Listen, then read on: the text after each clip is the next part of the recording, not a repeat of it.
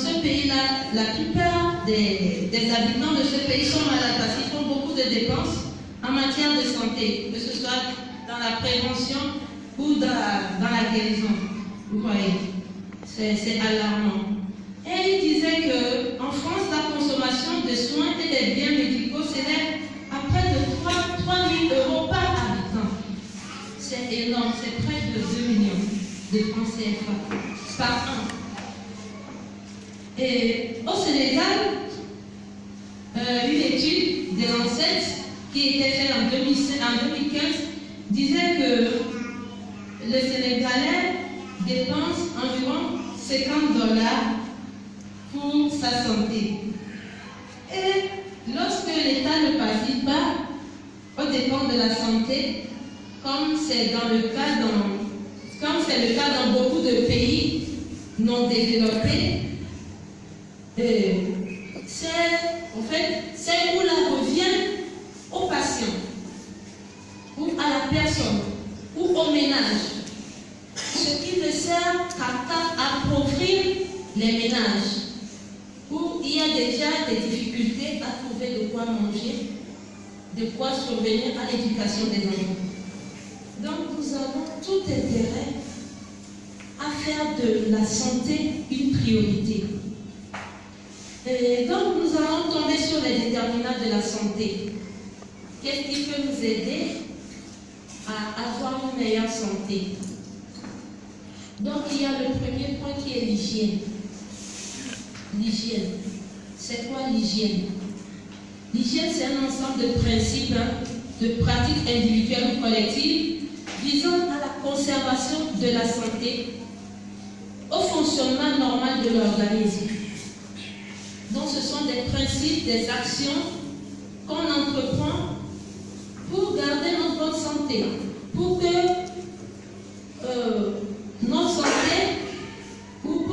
notre santé ne se détériore pas. Voilà. Et donc l'hygiène a pour rôle aussi de prévenir des maladies contagieuses et épidémiques. Nous nous souvenons quand Ebola était là, il y avait tout un tas de mesures individuelles et collectives. Est-ce qu'on se souvient de l'épidémie d'Ebola où il y avait des mesures à prendre? Et avec l'épidémie d'Ebola, certains ont repris conscience de l'importance du lavage des mains. Voilà. Donc, ça sert à circonscrire des épidémies ou des maladies contagieuses. Par exemple, la grippe, aussi, c'est une maladie contagieuse qu'on peut quand même éviter avec quelques mesures d'hygiène. Voilà. Donc, quelques mesures d'hygiène pour être en bonne santé. Je vais commencer par le lavage des mains, où nous devons nous laver les mains en les frottant avec de l'eau propre et du savon. Après, contact avec une surface contaminée, les toilettes et autres. Quand on éternue aussi, après, normalement, on doit aller se laver les mains.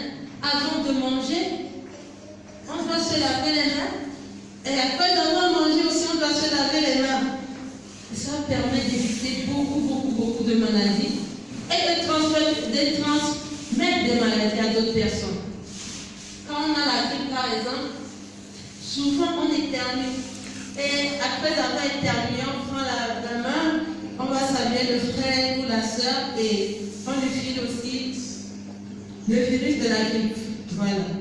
Donc, nous devons être en mesure de protéger le frère ou la soeur et de nous protéger nous-mêmes. Donc nous devons aussi bien laver nos vêtements, les sécher et aussi les repasser. Parce qu'en les repassant, je ne parle pas que des habits, mais aussi des sous-vêtements. Ça permet de tuer certains germes. Et ça nous aide à être en meilleur état de santé. Voilà. Nous devons nous doucher.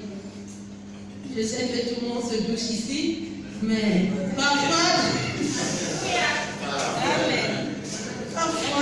il y a des gens qui n'aiment pas se doucher. Alors, se doucher, c'est important. C'est important. C'est important. J'entends ce moment de fraîcheur, c'est difficile de se doucher.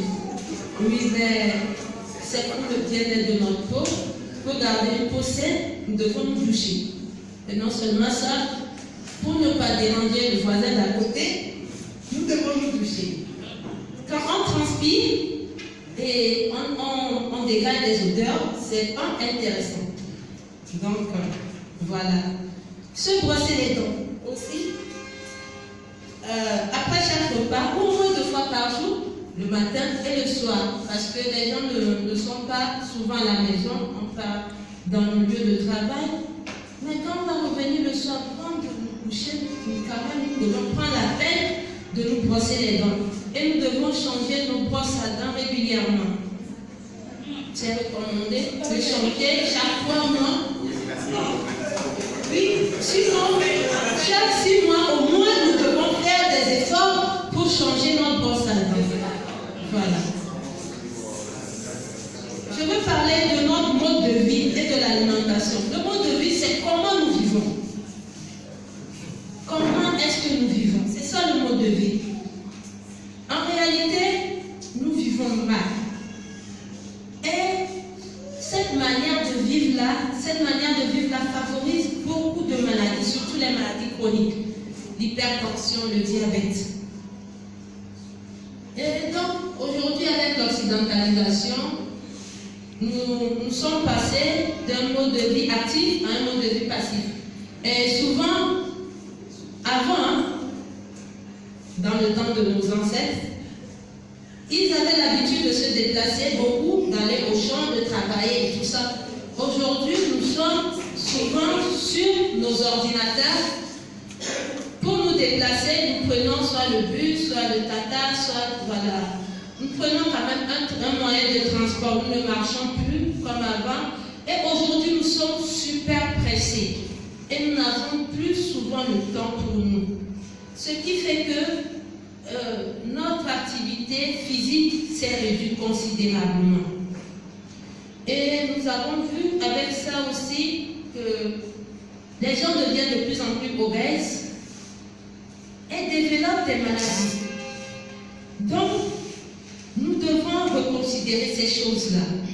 L'OMS estime qu'une activité physique accrue, une alimentation plus saine et l'arrêt du tabagisme, qui est tabagique ici, merci, permettrait d'éviter jusqu'à 80% des maladies coronariennes, c'est-à-dire des maladies qui peuvent entraîner la crise cardiaque.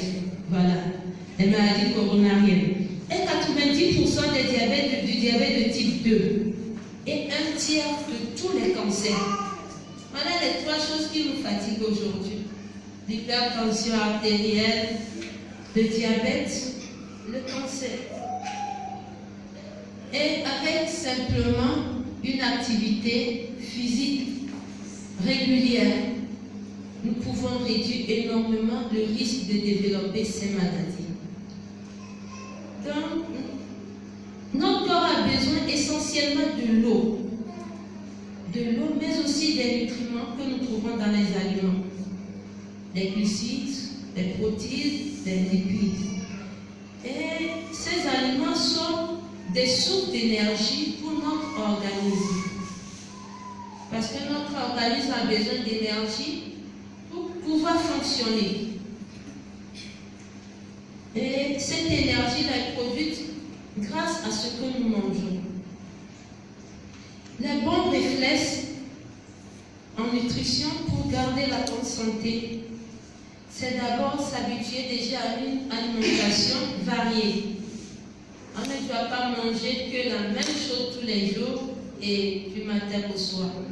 Nous devons varier notre alimentation. Notre alimentation doit contenir les 3 types de nourriture dont j'ai parlé, de nutriments dont j'ai parlé, mais en plus des vitamines. Vous voyez. Et nous devons manger équilibré en préférant les produits frais plutôt qu'aux produits transformés ou déjà préparés, en limitant les excès de sucre, de sel, de gras, en évitant aussi de trop grignoter entre les repas, parce que tout ça, ça nous ça nous fait prendre du poids et ça nous empêche de manger de la bonne qualité de nourriture. Voilà. Donc, certains experts recommandent des régimes. Et au rang de ces régimes-là, il y a un régime particulièrement qui m'a intéressé, qui n'est pas très compliqué. C'est le régime type méditerranéen. Et l'OMS a inscrit ce régime-là depuis 2010 au patrimoine culturel de l'humanité. Et ce régime serait un des secrets de la longévité. Donc voilà. L'alimentation méditerranéenne se compose surtout des légumes. Les légumes, nous connaissons carottes, betteraves, toutes sortes de légumes. Des légumineuses, par exemple le haricot, le poisson, du lait fermenté, du yaourt, fromage et de l'huile d'olive. Donc c'est ce type de régime qui est recommandé actuellement. Et la viande et les sucreries sont rares dans ce cas de régime. Les plats principaux sont à base de légumes et de légumineuses. Le poisson et la viande viennent donner un goût, mais ne sont pas le cœur ou la base même de l'alimentation. Donc, nous qui aimons trop manger de la viande, surtout de la viande rouge, nous devons faire attention. Nous devons modérer notre consommation de viande, de poisson aussi, mais surtout de la viande. Voilà. Le docteur Marie-Christine Boudron, qui est un chercheur en épidémiologie nutritionnelle, révèle qu'en France, le bénéfice des légumes est sur celui des fruits. Parce qu'on dit 5 fruits et légumes par jour. Mais elle nous recommande qu'il serait préférable de manger 4 portions de légumes pour un fruit par jour, soit environ 300 grammes de légumes et 100 grammes de fruits par jour. Donc j'ai ici en fait une pyramide qui montre les nourritures à privilégier. Et s'il y a une nourriture vraiment, s'il y a quelque chose à privilégier, nous devons d'abord privilégier l'eau. L'eau, nous le prenons à volonté. Au moins 1 litre 50 par jour. Il y a certains qui boivent peu, qui ne boivent même pas 500 ml d'eau par jour. Ça, c'est grave. On doit aller jusqu'à 1,5 litre au moins par jour. Le deuxième palier, c'est les céréales et tout ce qui dérive des céréales. Le pain, le riz, les pâtes et tout ça. Nous devons prendre ça aussi, 4 à 6 pas par repas. Nous allons maintenant aux fruits et aux légumes. Vous voyez, nous montons, mais au fur et à mesure qu'on monte, la pyramide, en fait, c'est une pyramide. Donc, l'ordre de priorité, c'est quoi? Vous voyez. Donc, voilà. Et au moins 5 parts par jour. Hein. Nous prenons des fruits, des légumes. Et les produits laitiers, ça peut aller jusqu'à 2 à 4 parts par jour. La viande ou le poisson, juste 1 part par jour. La graisse, les matières grasses comme le beurre, l'huile, et tout ça, nous devons vraiment limiter la consommation.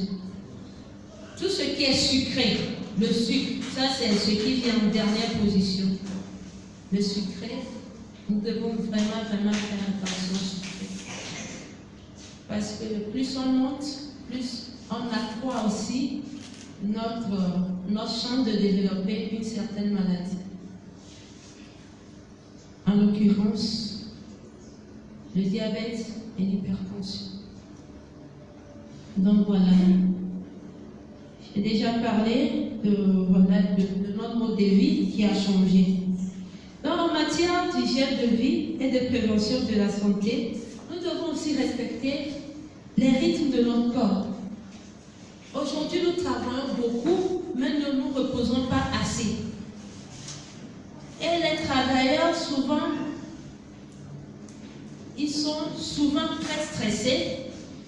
Ils développent des ulcères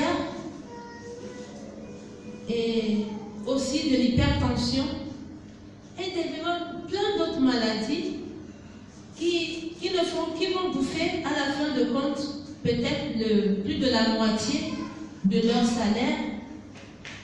Pourtant, ils pouvaient éviter ça simplement en respectant le rythme de leur corps, en essayant d'être le moins possible dans un environnement de stress. Même si ton travail, tu te dis que c'est stressant, cherche à créer un environnement moins stressant. Évite les conflits avec tes collaborateurs ou tes collègues.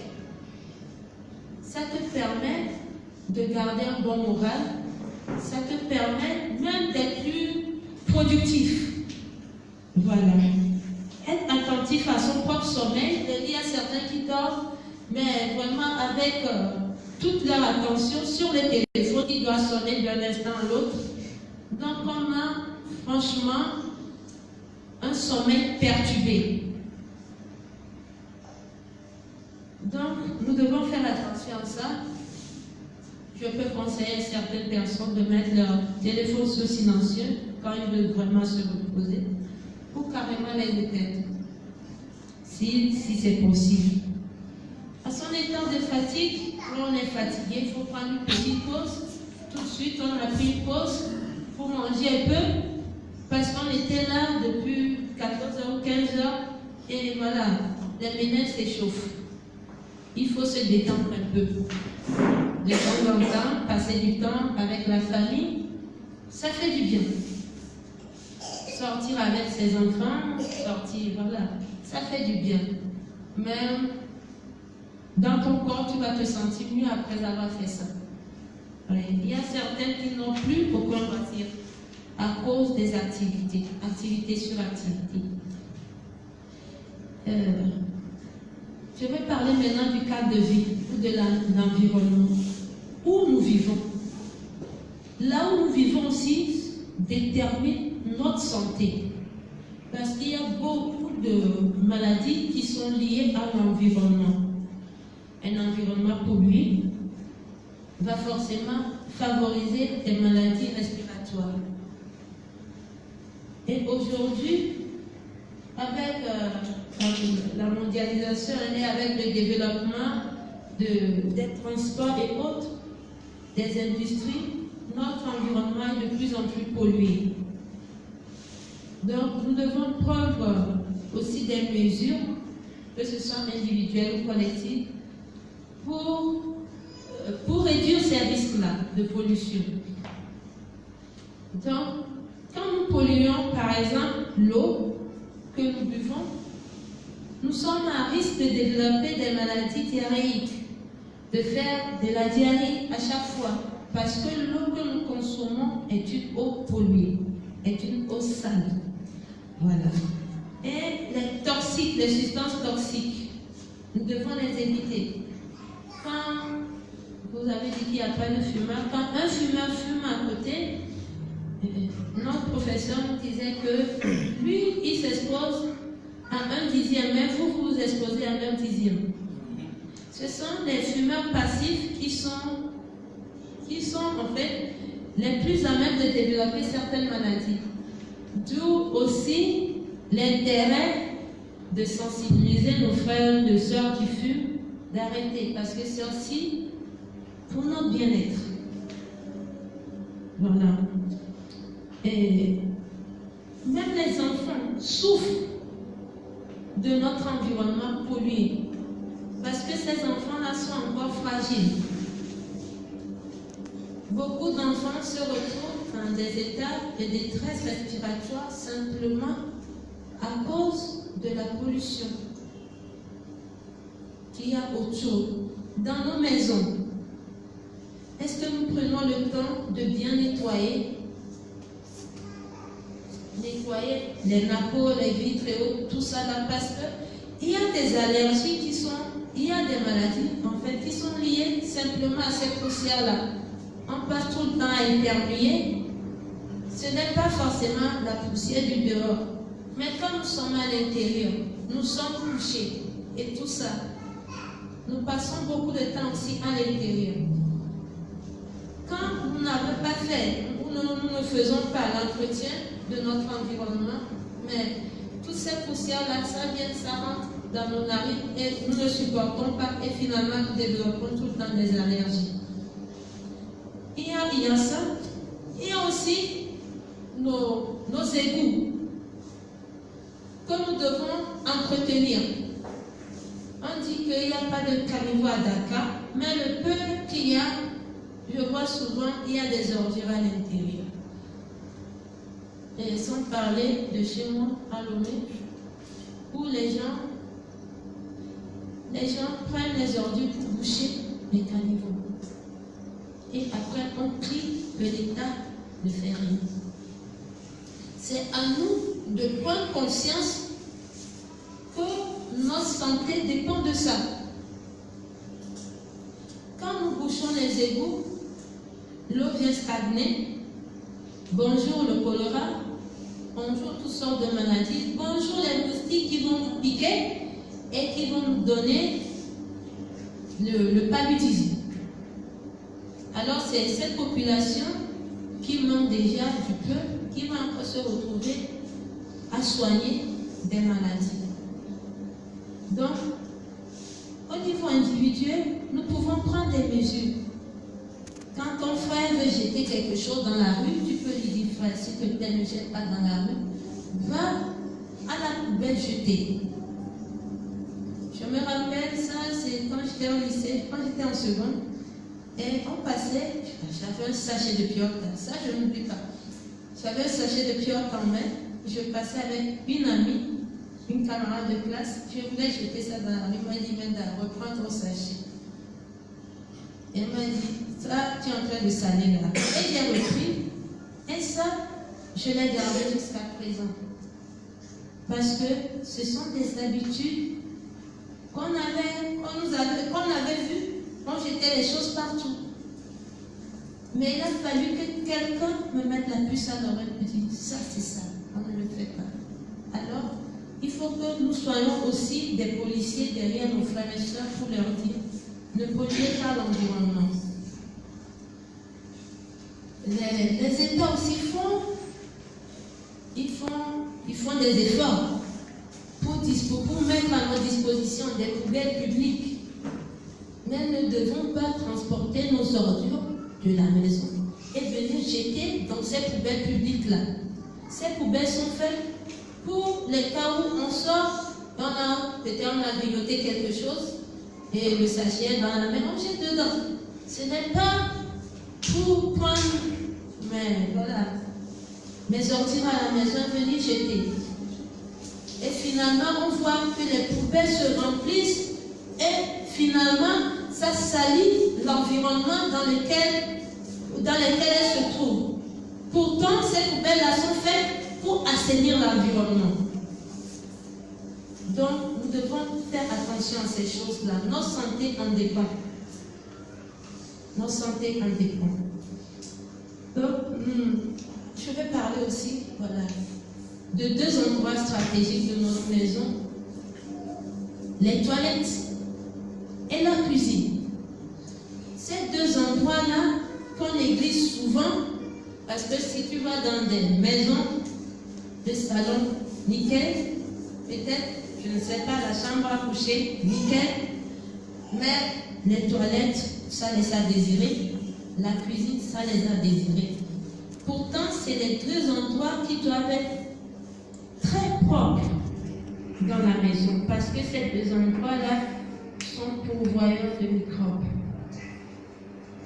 Les toilettes, nous savons tous que tout ce qu'on va faire là-bas, ce n'est pas très propre. Donc, nous devons les garder vraiment propres. Les nettoyer très très très souvent.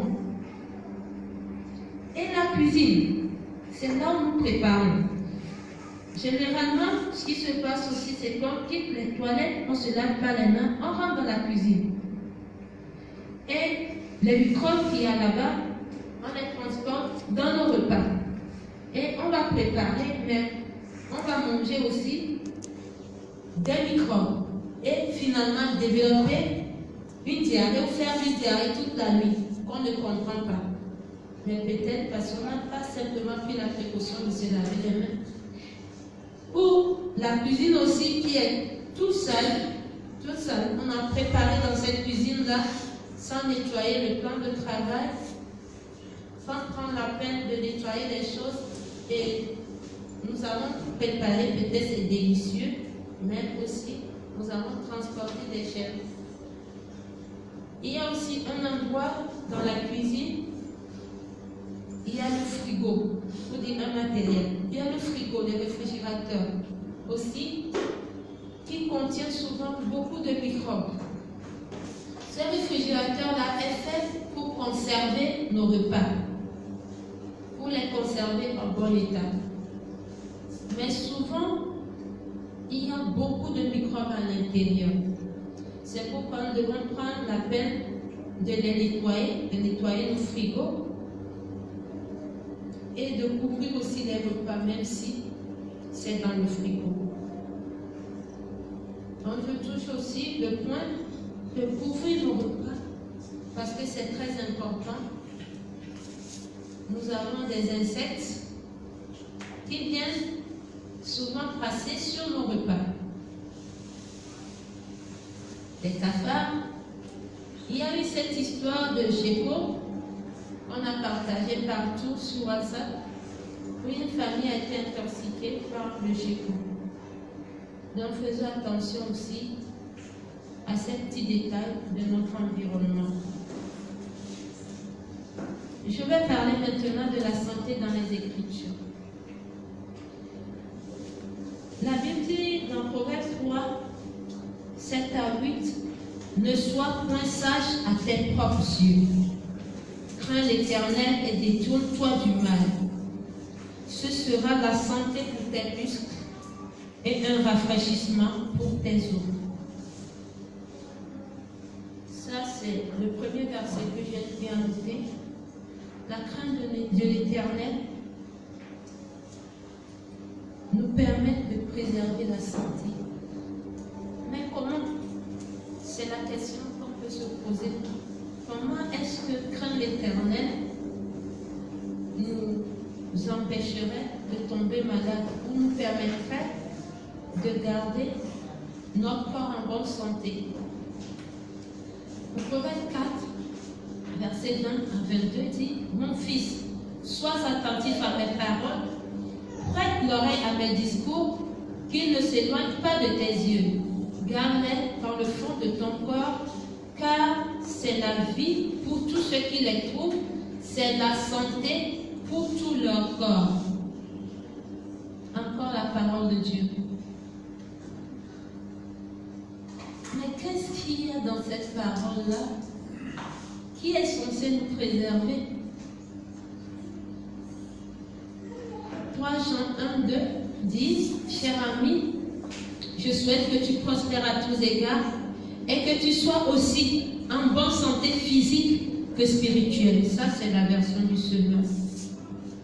Nous allons voir quelques dispositions bibliques qui visent à prévenir la propagation, par exemple, d'épidémies.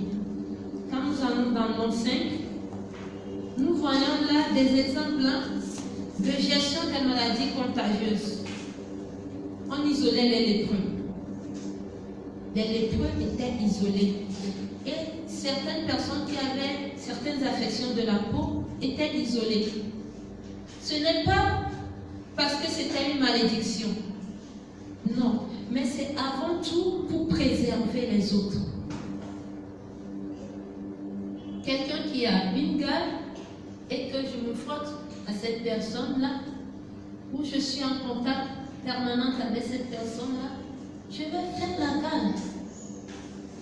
Alors, tant que cette personne ne se soigne pas, n'est pas guérie, j'évite cette personne-là. parce que je veux être en bonne santé. On remarque quelque chose dans nos hôpitaux, c'est que quand une personne est malade, on amène toute la famille. On ne sait pas d'abord de quoi la personne souffre et on se met quand même en contact avec les gens de cet environnement qui est l'hôpital. Et souvent, on prend certains risques là-bas. On ne prend pas certaines mesures, on fait certaines précautions. Peut-être on peut dire on n'a pas l'eau pour se laver les mains, mais aujourd'hui Dieu nous a fait grâce, on a des gels qu'on prend pour nettoyer les mains, qui nous permettent quand même de tuer beaucoup de germes. Voilà. Et nous devons aussi éviter vraiment d'aller avec les enfants, surtout les tout petits là, dans les hôpitaux, juste comme ça, pour une visite et tout ça. Il faut faire attention. Je ne dis pas que c'est pas bien de visiter les gens à l'hôpital, c'est très bien. Ça reconforte le malade. Ça permet au malade de se sentir, voilà, aimé et de vouloir vite retourner à la maison. Mais prenons quelques précautions. N'allons pas nous mettre en danger. Il y a parfois une visite interdite. Mais c'est quand on dit visite interdite qu'on attire les gens maintenant à visiter cette personne. Mais tu ne sais pas pourquoi on a cette visite interdite. Nous nous souvenons aussi avec l'histoire d'Ebola, comment on a eu à gérer ceux qui ont été affectés par Ebola. J'entendais dans les journées les familles qui se plaignaient, surtout parce qu'ils ne savaient pas ce qu'est devenu un de leurs membres. Oui, mais c'était des mesures, c'était pas facile, mais c'était des mesures pour limiter la propagation de la maladie. Et la Bible est pour ça. Quand Myriam, la sœur de Moïse même, elle était frappée de l'Est. Elle était exclue du camp pendant un temps. Ce n'est pas parce que le frère ou la sœur souffre d'une infection où on dit pour le moment cette personne doit être en quarantaine, qu'on ne doit plus porter cette personne dans nos prières ou lui faire des gestes d'amour et tout ça. Donc, nous devons savoir bien gérer les maladies contagieuses. Dans la Bible, il y a eu une partie aussi où on a parlé de la gestion de notre environnement. Dans Deutéronome 23, verset 13, il était dit que les besoins, les excréments, devaient se faire en dehors du camp. Et le peuple devait avoir un instrument pour creuser. C'est pour dire qu'on ne fait pas ses besoins partout à l'air libre. Parce que de ça dépend notre santé. Imagine qu'on fasse des besoins partout déjà. Ça indispose. Non seulement ça, les mouches qui vont venir se poser dessus, qui vont se poser sur nos repas. Tu peux dire je coupe bien mes repas et tout ça. Mais le jour où tu vas manger dans la rue, tu ne sais pas ce qui s'est passé en fait avec ce repas-là. Tu ne maîtrises rien. Donc tu as tout intérêt à préserver ton environnement. Et aussi, si par exemple l'eau, si par exemple il pleut, l'eau de ruissellement va prendre tous ces microbes-là et peut-être venir dans ta maison, souiller tes choses et tu vois finalement tu n'es pas indemne de la maladie. Tu t'es exposé sans le savoir. Dans d'autres dispositions, aussi dans la Bible, ces dispositions touchaient aussi des personnes qui touchaient des morts, des cadavres.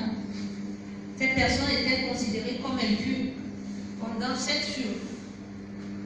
Parce que justement, un cadavre, c'est des microbes. Hein? Parce que dès que la mort survient, le processus de putréfaction commence. Et c'est les microbes qui commencent avec ça. Donc, on est en contact avec un cadavre, il faut se laver les mains. Même le boucher, normalement, il doit faire attention à ça. C'est pourquoi même, c'est très bien de faire des contrôles vétérinaires que les bouchers, en fait, fassent aussi analyser ce qu'ils vont nous vendre sur le marché, parce que c'est très important. S'il y a des maladies que nous achetons là-bas, et nous venons, ne cuisons même pas bien, parce qu'il y a des gens qui aiment manger saignant, et tout ça, on ne tue pas bien les repas, bravo les maladies.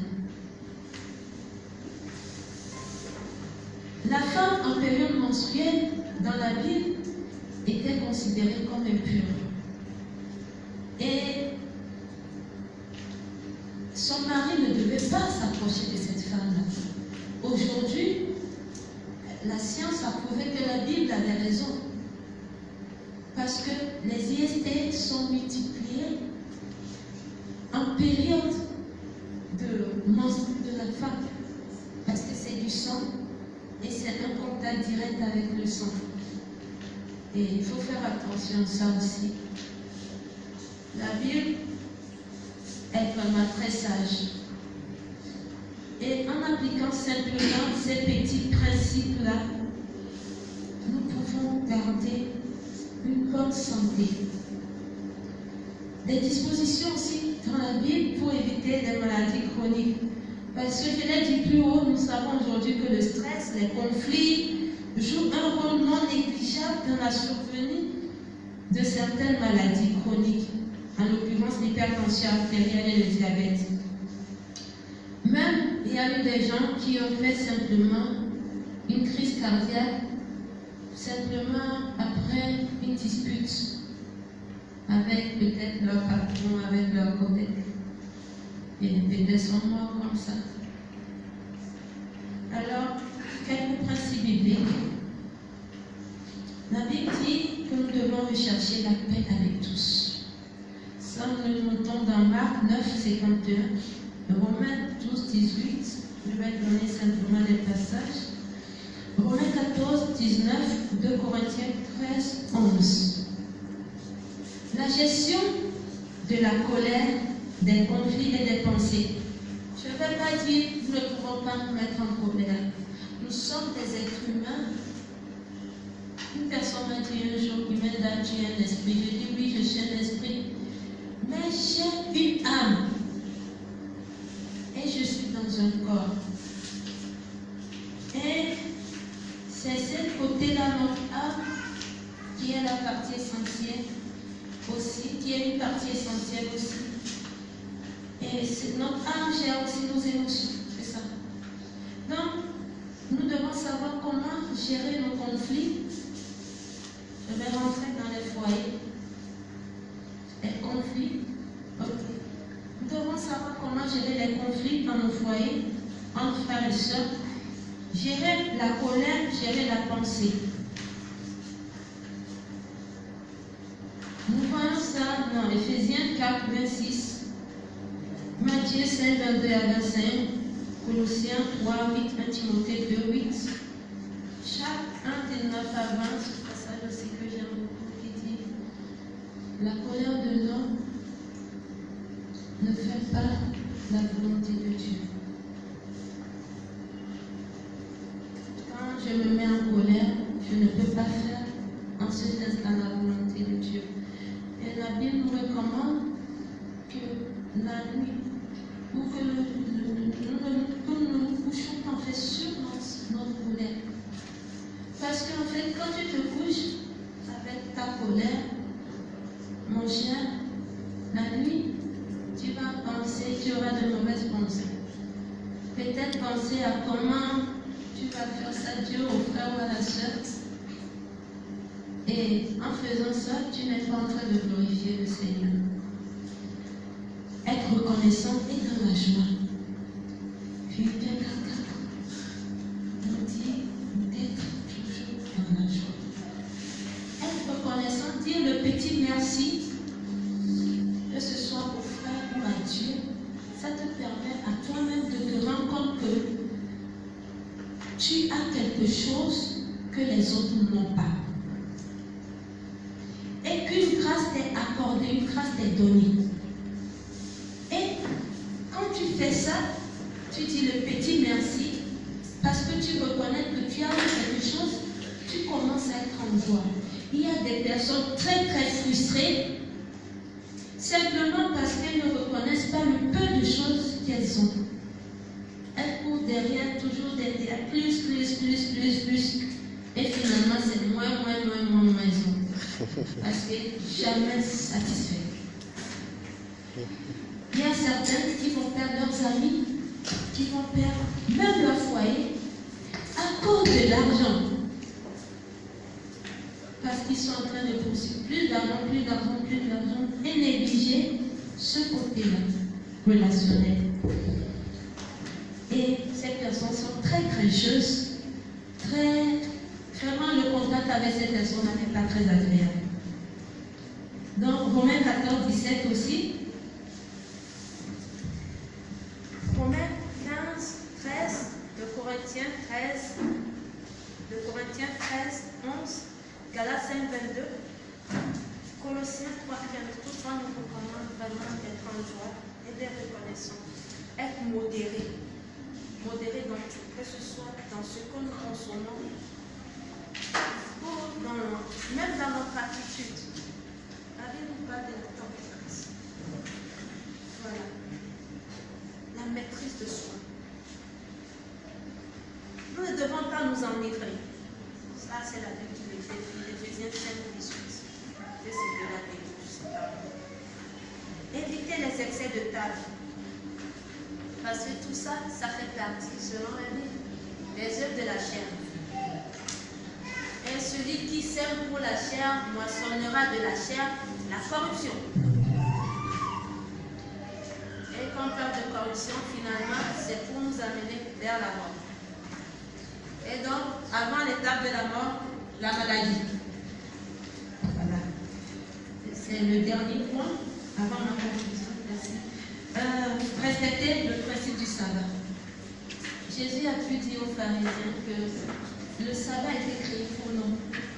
Et non le contraire. Le principe du sabbat, c'est quoi ce principe? La Bible dit que Dieu a travaillé, ensuite il s'est reposé le 7e jour. Alors nous devons sanctifier ce 7e jour-là. C'est ça le sabbat. Alors, quand nous finissons de travailler, nous devons prendre un repos. C'est pourquoi les employeurs ont prévu des congés annuels. Parce qu'ils savent que ce principe doit être respecté.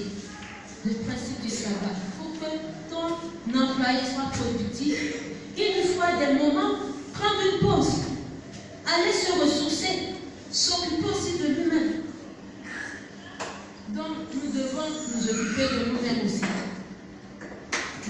Même si nous sommes des entrepreneurs et que nous ne voulons pas faire une seule journée, nous devons prendre le temps pour nous. Voilà, j'en ai fini. La conclusion, c'est que si nous voulons vivre la plénitude de la gloire de Dieu ici-bas, nous devons veiller sur notre santé afin de pouvoir prospérer à tous égards comme prospère l'état de notre âme. Que Dieu nous bénisse.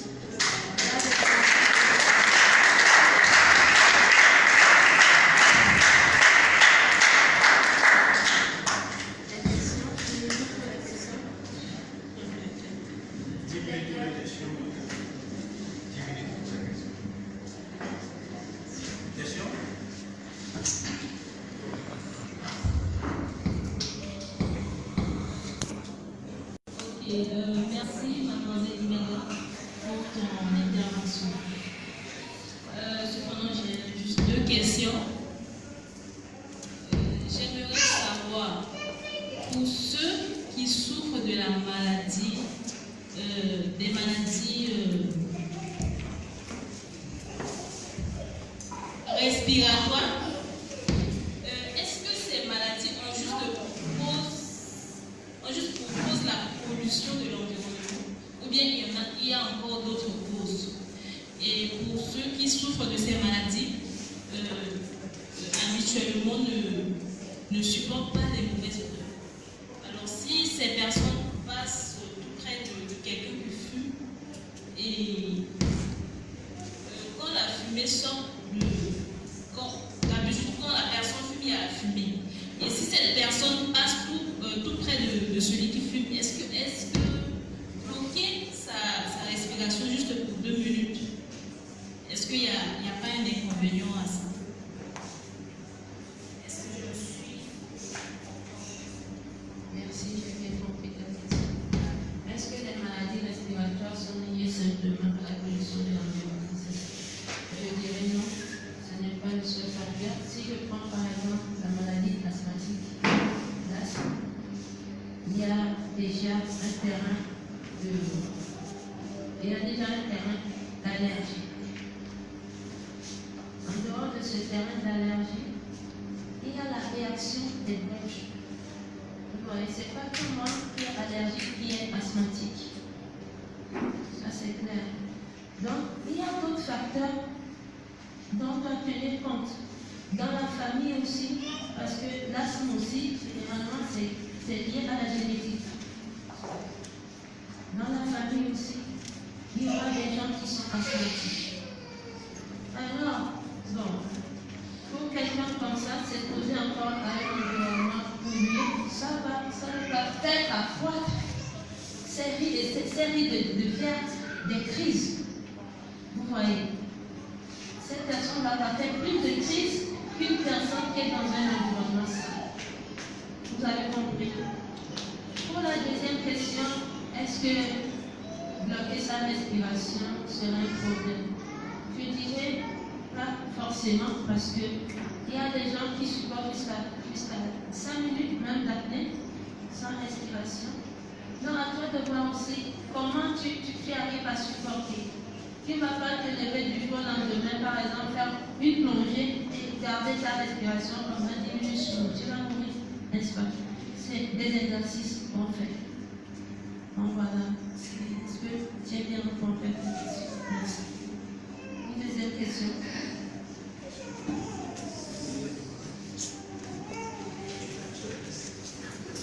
Moi, j'ai 2 questions. La première, c'est par exemple, pour le manque de sommeil. Je prends mon cas, dans la journée, pour mon travail, je produis plus d'heures par jour ou 9 heures par jour, ça dépend de la journée.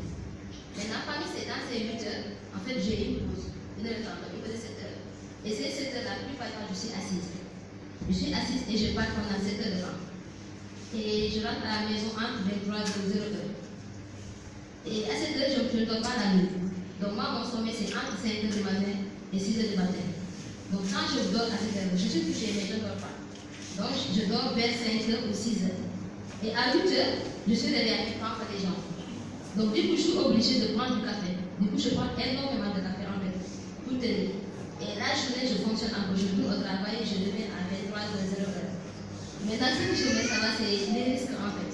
Parce que souvent, j'ai des maux de terribles en fait. C'est comme si on sonnait dans ma tête parfois. C'est ça ma question. Et la deuxième, c'est par exemple les filles dont je suis pas expliquée par exemple. Souvent, ça prend la forme en fait. Et quand tu lances ça, tu fais, je sais, parfois dans la chambre, il n'y a pas de soleil. Donc c'est juste l'humidité qui fait ces choses-là. Après, tu colles ça encore.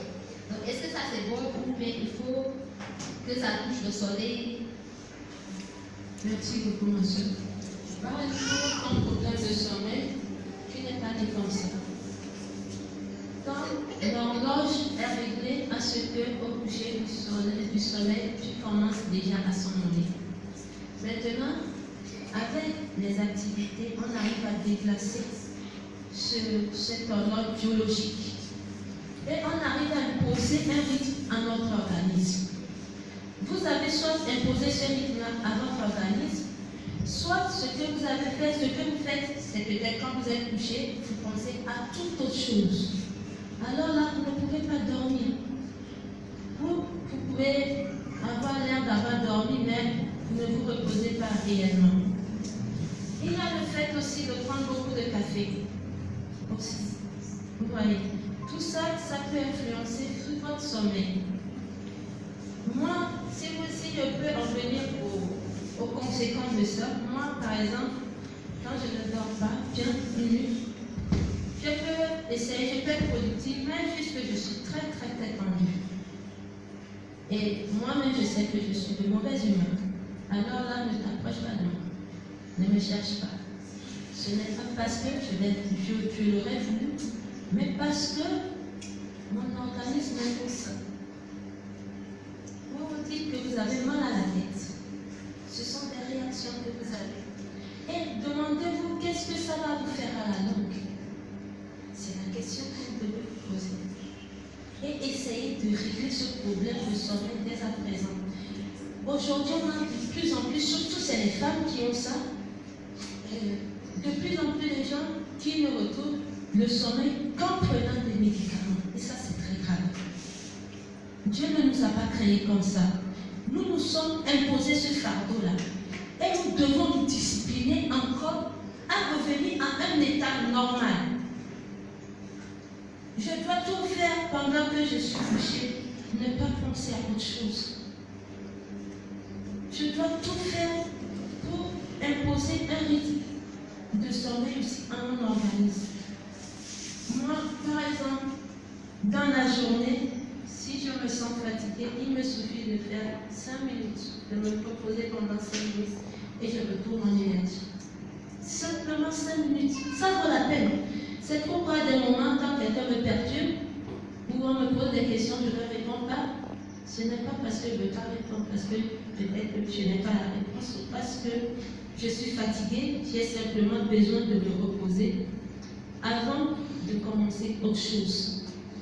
Alors, on doit, pendant ces 7 heures de temps, 5-8 heures de temps, peut-être trouver 5 minutes où je me repose vraiment. Je ne pense à rien.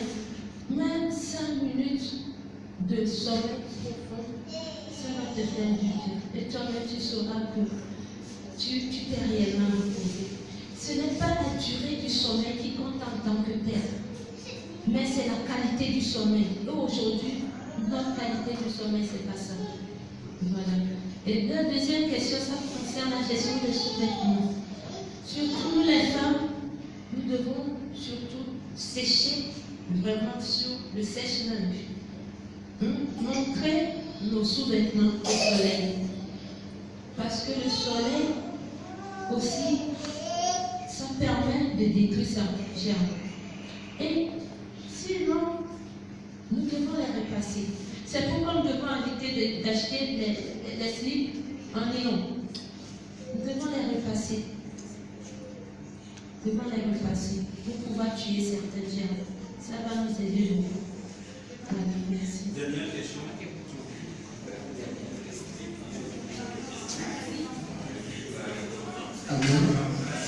Voilà, ma question. Une question, pas deux. Une question. C'est vrai, elle est beaucoup spirituelle, mais quand même liée au physique. Il s'agit du jeûne. Moi, quand j'étais en Côte d'Ivoire, dans le début de ma fraternité évangélique, quand je jeûnais, ma nourriture de midi, tu ne devais pas toucher parce que le soir, c'est ce que je vais prendre pour manger. Et là, je faisais par la bavette souvent avec mes cousins, mes frères, tout ça. Bon. Qu'est-ce qui est recommandé pour la coupure du jeûne, honnêtement? Parce que c'est vrai, on dit qu'on satisfait l'âme, l'esprit, mais le corps qui est privé de nourriture. Pour couper le jeûne, qu'est-ce qu'il faut? Il faut rattraper. Voilà, il faut rattraper. Il faut rattraper. Voilà. On va pas que ça va une question là.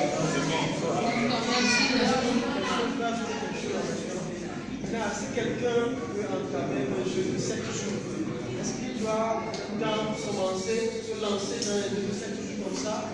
C'est-à-dire aujourd'hui et demain, il y a un jeûne de 7 jours maintenant, et demain il se lance. C'est bon. Merci. Concernant le jeûne. D'abord, je vous dirais que pour la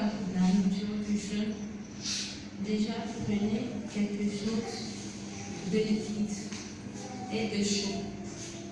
De liquide et de chaud. Et de grâce, évitez le café. Évitez tout ce qui va vous irriter l'estomac. Évitez tout ce qui est irritant. La deuxième chose.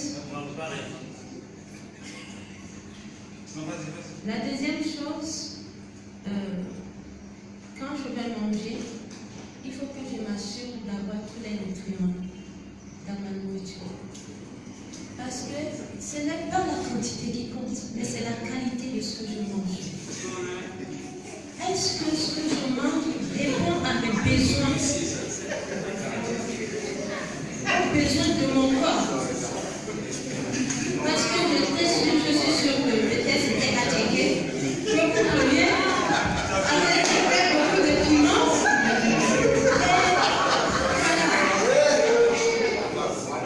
Attaqué fait beaucoup de glucides. S'il y a le poisson, c'est le protéine. Peut-être s'il y a de l'huile de suie, c'est lipide. Maintenant, les vitamines autour là, vous trouvez ça. Les légumes autres là, vous mettez ça.